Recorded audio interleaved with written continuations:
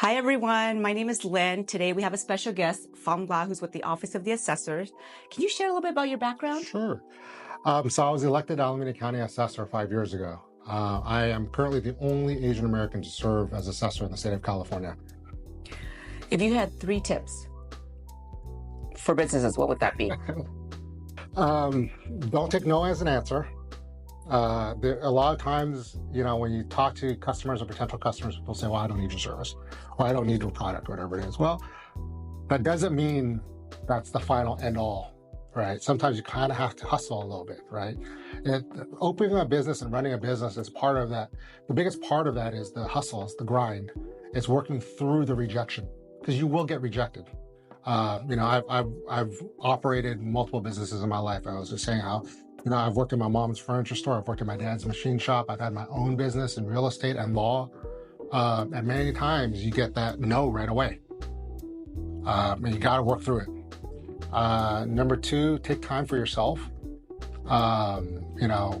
It's stressful. It's hard.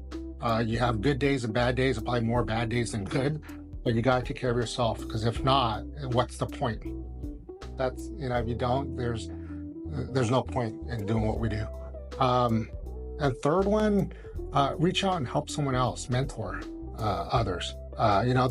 Where you're at, you might be leaps ahead of where you started, but not where you want to be at yet. But yet there are those that are where you started. And imagine if when you started, you had someone that reached out to you and helped you and guided you and just sometimes gave you advice, or even just that phone call that just says, hey, you're doing great. Don't worry about it. You'll get through this. Whatever it is, you'll get through it. Just having that extra person that gives you that encouragement. I'm a big believer in mentoring. So there's always someone out there that was where you were at. And imagine if you had someone just giving you that little bit of pick-me-up. So please do that if you have the time and energy to do so. So those are the 3 things. You've been a long-term member of VABA.